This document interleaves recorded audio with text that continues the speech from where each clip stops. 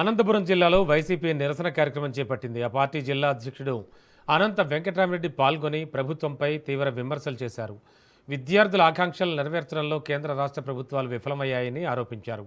CM Chandrababu తొలి సంతకం చేసిన డిఎస్సి నియామకాల్లో భారీగా అవినీతి జరిగిందని విమర్శలు చేశారు.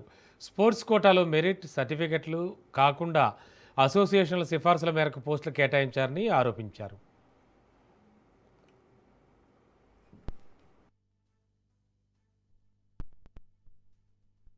అలాగే ఈ రాష్ట్రంలో కూడా మొట్టమొదటిగా సంతకం చేసిన చంద్రబాబు నాయుడు గారు సంతకం చేసిన డిఎస్సిలో కూడా ఎలా కూడా అవతవకలు జరిగాయో, ఎలా అవినీతిమయమైనాయో కూడా అందరికీ కూడా తెలిసిన విషయమే. ఇది బహిరంగ రహస్యం కూడా. ఇప్పటికే వైఎస్ఆర్ కాంగ్రెస్ పార్టీ కావచ్చు, ముఖ్యంగా పత్రికలు ఇవన్నీ కూడా ఎలా అవినీతి జరిగాయి.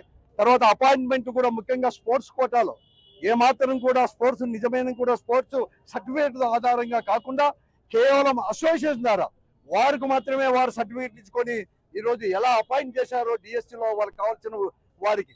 అలాగే ఈ రోజు పేపర్ కూడా లీక్ అయిన దానికి పెద్ద కారణం ఏమంటే, ఎవరైతే పరీక్షలు నిర్వహించారో దాంట్లో భాగమైన ఒక ఉద్యోగే మొట్టమొదటి ర్యాంక్ వచ్చేసి వారికి మీరు సెలెక్ట్ అయినారని చెప్పి మొట్టమొదటి పంపించినా కూడా అతను అనేవాడిని కూడా చేర్చుకోకుండా దానికి ఇంతకంటే కూడా ఉదాహరణ నిదర్శనం అనేది కూడా మరొకటి లేని కూడా లేదు. ఈ రోజు మేము అడుగుతా ఉన్నాం, ఈ రోజు కేంద్ర విద్యాశాఖ మంత్రి ప్రధాని గారు ఎలా అయితే రాజీనామా చేశారో అలాగే ఈ రాష్ట్రంలో విద్యాశాఖ మంత్రి కూడా లోకేష్ గారు కూడా వెంటనే కూడా రాజీనామా చేయాలని చెప్పేసి